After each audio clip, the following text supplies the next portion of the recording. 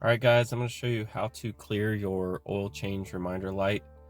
Car is currently off. What you're going to do is you're going to press and hold your trip button and then turn your ignition on. And you can see it pops up. Do you really want to reset oil change service? Yes, I do. And it's reset for another 10,000 miles.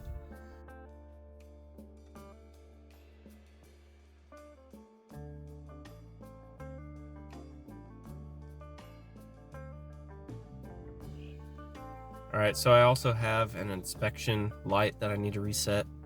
So what you're going to do, turn your hazards on, foot on the brake. You're also going to hold your trip button and then start your car. And then it already popped up. Do you really want to reset inspection service? Okay.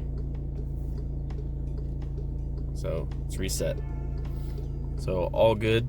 Turn your car off. Hopefully that helps you out. If I have any other maintenance to do on the Volkswagen, I'll try and make a quick video for you.